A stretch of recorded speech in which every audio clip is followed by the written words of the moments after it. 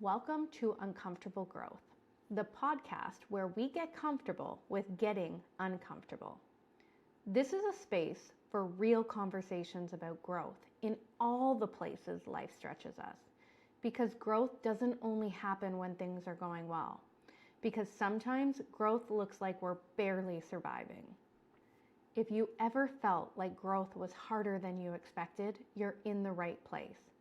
Let's get into today's conversation.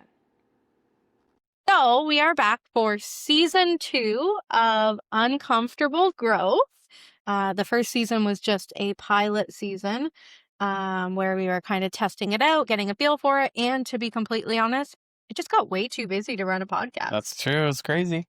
Opening up the office, doing a ton of renovations, building and growing a training program for other real estate agents. Yeah, we did some traveling for work. All for work. Yeah, it was a busy year.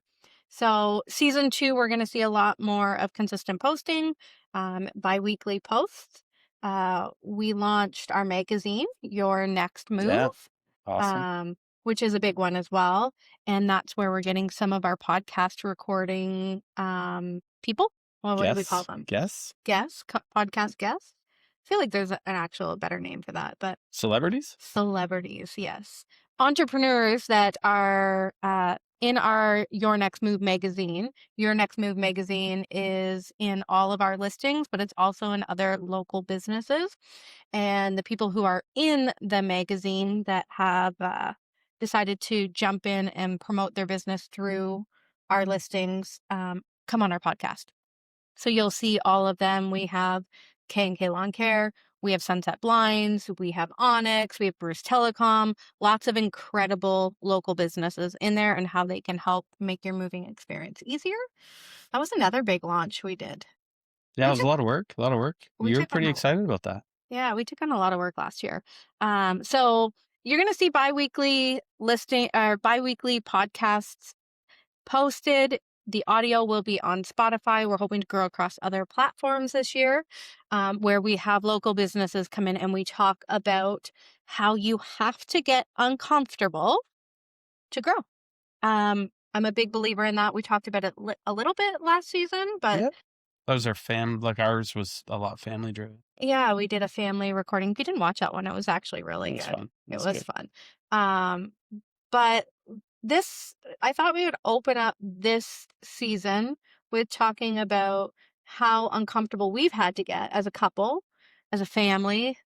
You're my best friend, but you're also my husband. When we decided that you were going to be all in the business with me, and just kind of chat it out and love it. Get a little bit more than raw, the light, fluffy stuff. Let people know that you can achieve your goals. It's hard work. And I think the biggest thing for us is communication. Like, we have to communicate to be able to achieve the goals. Yeah, that's fair. Yeah, like daily. All hourly. Minutely. No, it's a challenge for sure. And I think my uncomfortable journey has been a little later than yours. I think we live in a society where spouses are very independent and you're kind of on your own path with your job or your career. And this is a unique thing that we kind of took on. And I was always kind of on the sidelines, helping out like fringe. But if you really think about it, like, I think that's how most marriages are, right? Like, wife goes to work, does their job. Man goes to work, does their job. Yeah. They come home, they talk a little bit, and then they go on and they run parallel lives, which we did. Yeah. We did that with the spa. And I think we had a lot of challenges in our relationship with me running the spa room, you working at OPG and doing your role, me wanting to still be Jenn and fitness. And we kind of lost track of each other's goals and helping each other achieve them. Yeah. For me, like, I think the big home run for me was really when we started looking at time blocking and understanding how we're spending our time. And you hear about couples or you hear about people breaking down their budgets and their big aha moments for them when they break down how they're spending their money, et cetera, et cetera. But when you really introduced kind of the model of looking at how we spend our time, it was really crazy. And things like 75 Hard that we participated in now a few times really showed me how we waste our time every single day. Mm-hmm. And I know that you talk a lot about social media and having to control that. But it's such an excuse. And I don't want to sound pretentious. I don't want to sound like we've figured it, we've cracked the code or anything, It's because there's funny still because I lots of hate downtime. the line, and I've actually said this publicly on social Yeah. media, is no excuses. Don't make an excuse. I hate that line. Yeah. Because I think everybody's chapter is different and you can't compare yourself. Like for somebody to come in and be like, oh, I want to teach people how to sell, and then have 5 years experience versus 25 years of experience. You can't compare your chapter to somebody else's, and what you're doing, that little bit, that little movement is progress. So it's not an excuse as long as you're just doing it, something, Yeah. Yeah. right? Like Yeah. how many times when we first, like, we've been together forever, way too long. No, just kidding. How many times did you like kind of stop that growth because you're like, no, we're good, or no, Jen, we don't want to, or it took you a Yeah. while to kind of ride the train of Yeah. Historically been a very like status quo guy. Like I'm conservative? modestly happy. I don't need to keep consuming and Am I allowed to call you conservative when the Lamont family's still listening? probably not. No. No. Yeah, like in the context of political, we won't go down that train. That's for another show. But yeah, like I was always very comfortable. Like I didn't have an inner desire to be something greater than I thought that I was or that I deserved. And I think it's because we get caught in this idea of like you are what you are. You are what your community is, and you think you can't be any, or I don't know that you can't be anything greater than that. It looks like there's a ceiling, and it's actually like a glass ceiling. It's not really there. I think though, if you think of like the way we're raised, right? Like you you're surrounded by what you think is possible. And in like I grew up in a family, there was always food on the table, you as well. We Hmm. had good childhoods. We lived in nice homes. Um, but to think that you can achieve this almost like what you see in the movies life, it's not even that you don't think you deserve it. You just don't think it's cut out for you at one point. And I think that's your mental beliefs and blockers. Even myself, when we first started dating, I was 100% okay with being a stay-at-home mom and Yeah. being Sally homemaker because that's what I knew of life at Hmm. that time. Hmm. But I think as we've grown and seeing each struggle, like there's been a lot of struggles from business to entrepreneurial to friendships to Yeah. everything, but each struggle has given us a lesson and we got through it. And I think it just shows us how, holy crap, we got through that.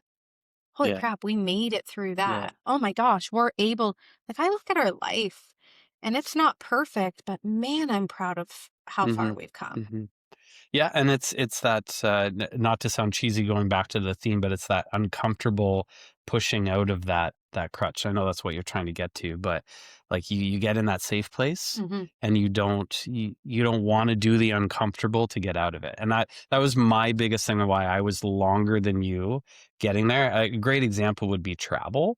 You've always been passionate about travel. I've been very much less passionate about travel. And I just didn't know what I didn't know, Hmm. as cheesy as that line is. No, that's actually the perfect line. Yeah. You don't know what you don't know until you know. Hmm. And then you know that that was possible. So why can't the next thing be Yeah. possible? It seems too expensive. It seems like an unachievable goal, or it's, yeah, I know when we went to Italy, I was super intimidated by the language barrier, or I'm a little obsessed with itineraries and geography, but and directions and stuff like that. But like just getting uncomfortable and putting myself in that situation, I fell in love with it. Like Hmm. it was amazing, and it was okay to not be in control, and I could just go and experience it. And then I was learning more about history and things that were I guess, intriguing to me, and it just blew my mind open. And since then, we've traveled all over, and we continue to have more plans. And obviously, travel is a big part of why we push what we do, I guess, professionally, to try to achieve the best we can. But that was a great example for me Hmm. on a non-professional level, how to get uncomfortable to get comfortable. Yeah. And now I have this whole new passion that I never knew. I probably would have never, if I didn't meet you. Maybe I would never be a traveler, but now I am. Yeah, I just think you're a product of your environment, Hmm. right? Like what you surround yourself with is where you're going to go. And like we look at even the last 10 years and then we break it down to the last 5 years, the surroundings, the coaching, like I know you, when I first got into paying for Yeah. coaches, you really struggled with that. You thought it was all a gimmick. Um, and then we seen the outcome of that, of actually surrounding yourself and putting yourself in proximity with people who dream the same way you Hmm. do. Then it's like, holy crap, I can do this. Yeah, it's harnessing the motivation. It's You're not weak for listening to someone pump you up and get your mind clear. You're actually like investing in yourself, and you're pushing forward using tools that other people are helping you get. So that's why I'm way more invested in and pro coaching now, Hmm. because I see the benefit and the motivation that it gives somebody to Yeah. clear their mind and just go. And in your case, you, or me, in my case, me, clear our minds to just get us rolling.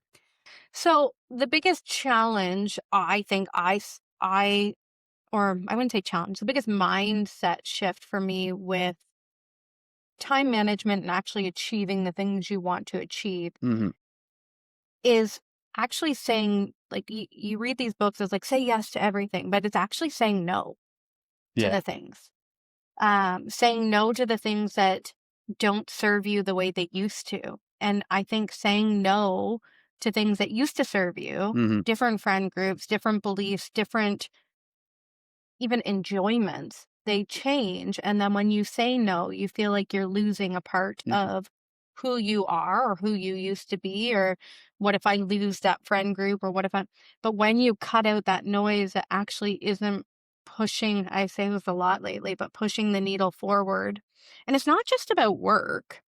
Like it's No. pushing the needle forward for our family goals, for helping our team, for helping our kids, for connection, for Yeah. relationships. Like saying no to the other things, I think is the biggest challenge. Yeah. I think maybe an interesting example is the boys showed some interest in wanting to learn about the stock market. Hmm. And you and I were not super versed in that. We hadn't spent a lot of energy in that space.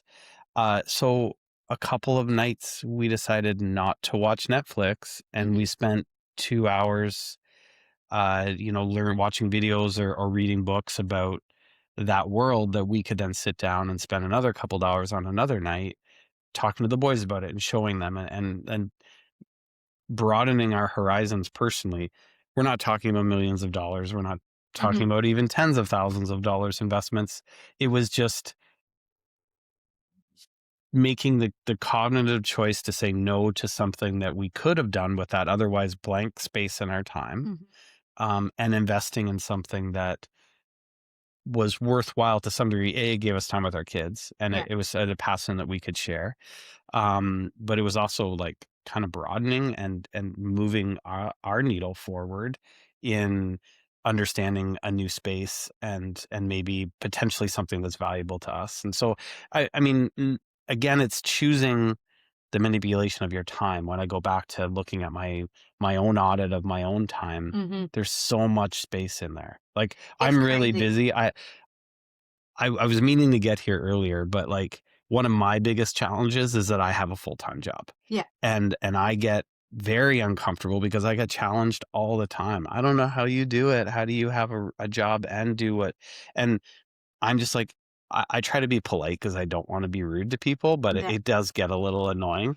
But I'm like, do you know how much time you have in the day? Like, I can go and help Jen do something as simple as put up a sign Yeah. on a Saturday morning at 8:30 in the morning, and we're home by 10, and everyone's just like, I don't know how you do it. Yeah. I'm like, just because you're posting a video of it it doesn't mean that it's taking 40 hours of my day. And what I really want to tell those people is, I'm being raw, is I'm just like, what are you doing? Like, what are you doing with your time that you're so judgmental of mine? Because I guarantee you they're probably not being very efficient if they really broke it. And that's the thing, is it's normally a them problem though, right? We've had this conversation. So by you showing up and helping, like, you work every day until 3:30. Mm-hmm. And then normally I say, hey, I've got this listing. Can we paint? Can we prep? Can we do this? We're on the weekend. We could sit at home. Yes, we still make time for our work. We're lucky though, our kids are a bit older. Mm-hmm. So time management is different. But the way we plan it and the way we do it works for us, and it's actually helping us achieve our goals. It's keeping us connected in our marriage. I think you and I, because we ran multiple business, or I've ran multiple business in the past, and I don't mean that with ego. I just mean it like, I ran my business, you did your job, but we lost connection. Like, we were two ships passing in the night, that cheesy. Like, we loved each other, we liked each other, but there was no like spark anymore. We weren't communicating. We were both so exhausted. You were being a dad, I was being a mom. I was being a business owner, you were being a nuclear power waste guy. I don't do you know what you do? But Thank you. Yeah. I kind of sound like a superhero, so I like that. And then I wanted to get my workout in. You wanted to watch football. Like, it was just, we didn't prioritize each other. Go Birds. Oh my gosh. Yeah, no, totally. And it's the switch when you can both be passionate about the same thing. Then we found like a happy place in that space together. We need to, like, it needed to start being, how can we achieve a goal together, instead of, Jen, how can you achieve your goal, and Roth, how can you achieve yours? We needed to get on the same page and both be excited about what we're creating, and really picture it out. You can't fake it. Like, I tried to fake it with the spa. Like, I was invested and cared, but there was no flame in me for aesthetics, and it was never truly there. And it was hard for me to like, I was obviously super supportive, like all husbands would be. But it's different with real estate, and probably you're able to present it in a better way too, to me, to get me excited about it. But I think with real estate too, versus the spa was, you go in, you make somebody feel good, you do a facial, you do a pedicure, whatever it might be. But with real estate, there's so many different aspects with it, from investing to, we opened up the brokerage, to helping other agents, to coaching, to creating media, marketing, showing people, like social media. Everybody's like, oh, you're on social media so much. Well, my social media is to show the general public the amount of work that I do. And it's working, because people are saying, how do you fit it in? Oh my God, you never stop. And that attracts buyers and sellers to want to work with me. And the goal is, they're going to want to work with me, and then the agents underneath me obviously are trained by me, so it gives them more business too. So there's so many different avenues with real estate, that it's not just come in, let me make you look beautiful, or let me make you feel relaxed. Right. Yeah, it's more complicated. It's more invested. I know personally, like, I could take a little bit more of a piece of it in real estate, that the spa was just different. But I think too, learning over how we positioned that business. If I was to run a spa today, I would do it so different. You take steps in a progression. It's the lessons and the progressions that we have learned over the last 20, how long have we been together? 23. 23? Married or together? That would be together. All right, 23 years. The last 20, I always say more. It feels like 50 years together, in a good way. Of course. But yeah, the lessons that we've learned, I really think, make it feel not so challenging. Like, to me, this doesn't feel like work. When I'm going, when I'm prepping, when we're planning, when we're doing our next thing, it just feels like our life. It doesn't feel like a chore. Yeah. I think when you work with somebody, we've learned over time to understand each other. So I understand you and you understand me. So we're able to like very respectfully figure out a job. Like I'm very proud with you and I that like you and I could put IKEA furniture together and it wouldn't end in sleeping in separate beds that night. There definitely would be. Those days have came and hopefully passed. There definitely would be arguments, though. But that's all part of it. But yeah, like it's like we've learned that balance, and I think that's a huge benefit that we have, and I'm really proud of that because I think it's hard to achieve that. That isn't just time; it's a lot of effort. It's wanting it on both sides of the table. Like I want that, and you want that, and we both see that our shared investment in this venture is the best will provide the best possible outcome. So me putting up barriers to make it more difficult for you because I'm uncomfortable, or you putting up barriers because you're uncomfortable, for me isn't going to be productive. So we've learned that kind of give and take, so that when you need help with me doing something, I'm not just instantly like, oh, I was planning on doing something in the garage tonight. I'm able to, articulate to you that I had these things planned. How can we get both things done? What do we need to do with the rest of the schedule to make that happen? And we work it out. So time management. We're back to time management. Well, a little bit, but I keep falling back on that. But those are just my terrible examples. I'm not very crisp and clean with this whole thing. The podcast. But I'm uncomfortable right now, and I'm getting uncomfortable on purpose. No, so hopefully it's working. As I keep leaning into the mic. Last year, we did a lot. 2025 was insane. Managing it. Your biggest aha moment is time blocking and realizing that there's more time than we think in a day. Yeah. We touched base on doing 75 hard. We touched base on opening up the brokerage. We went to Nashville and took a full social media training course. That was incredible. Unbelievable. Yeah. That was a really incredible experience and really opened up our eyes to how powerful of a tool social media is. Yeah. Also, opened up my eyes. Yeah. I knew, like I always dabbled in social media and always posted, but to really understand the metrics and the breakdown and where it's going, to sit down with and have the what was he? Executive producer, the executive producer of American Idol talk about how they're positioning American Idol around social media and short form content was mind blowing. Yeah. To sit with the Real Housewives was mind blowing. I think what was really interesting about that experience is, again, I go back to my glass ceiling analogy. It really, in that example, there's celebrities, there's a version of celebrities there that are real people that were just having a conversation with us. They weren't just people on my TV. And I'm like, this is not weird that I'm sitting at this table. These people are making me feel very comfortable, and they want to honestly know about me because they actually are just human. And I didn't feel like I didn't belong at that table. And that quickly was a realization that it's possible. It's possible. I don't have to just be what I am. Something greater is out there, and why not take it? Why would I just be why would I just be satisfied with status quo?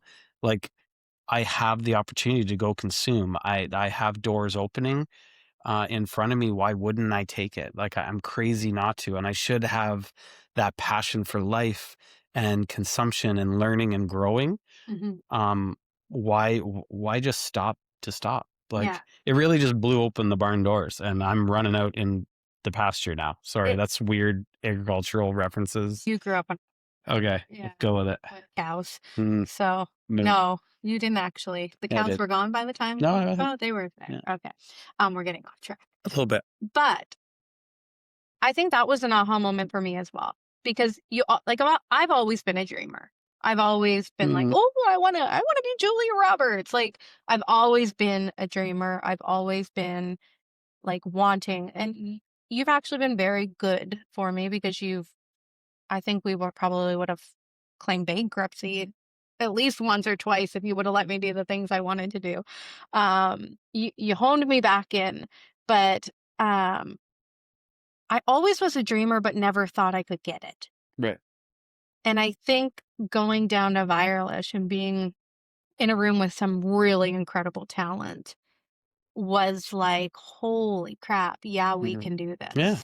Yeah. And they obviously empowered Anybody us. can do this. Like, that's the thing. And I think it's actually sad in the world that we live in that so many people don't think it's possible. Like, I've had so many people say to me, "Oh, Jenn, you're so lucky." And it's like, no, I wouldn't call it luck. I actually hate that line too. Mm-hmm. I hate that. No, I've worked my butt off, Sure. but I've been able to believe and I've been able to see the challenges and the lessons as stepping stones forward. And I've had awesome support Mhm. with really good communication and making you come on board and ride the ride. Yeah. But I think that's key. If you are thinking about chasing a goal, you need to make sure the people around you are going to support you. Ride that ride and give it 150%. And if you don't like it and you pivot, like, Yeah, that's cool. that's the one thing too. Is so many people think by changing direction, it's Like considered a bad failing. thing. Yeah. Isn't it more important to change direction and be happy and go all in on something else and go after it? So I think we should just end it right there. I think this is the perfect spot to end it. You and I could sit and talk forever, and I'd really like to have you come back on for another episode on our relationship and communication because I really do love how far we've came and we've got a lot to share. But let's end it there so we keep the listeners engaged. So thanks so much for coming on.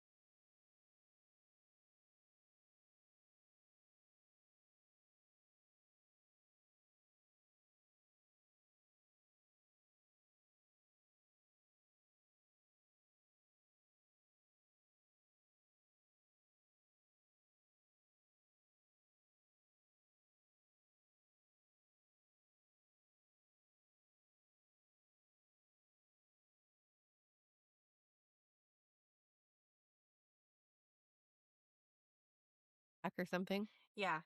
Do you want me to play? No, I'm good. You're good? Okay. Okay. So I think we should just end it right there. I think this is the perfect spot to end it. You and I could sit and talk forever, and I'd really like to have you come back on for another episode on our relationship and communication because I really do love how far we've came and we've got a lot to share. But let's end it there so we keep the listeners engaged. So thanks so much for coming on. Awesome. Done. Thank you for spending this time with us. If anything from today's conversation stayed with you, let it. You don't need to have everything figured out right now. Growth isn't always loud. Sometimes it's quiet, and sometimes it's simply just choosing to keep going. Wherever you are in your journey, whether things feel heavy or hopeful, or somewhere in between, you're not behind and you're definitely not alone. Take what you need from this conversation, leave the rest, and trust that everything will be okay. Until next time, be gentle with yourself. I am Jenn Lamont, and this is Uncomfortable Growth.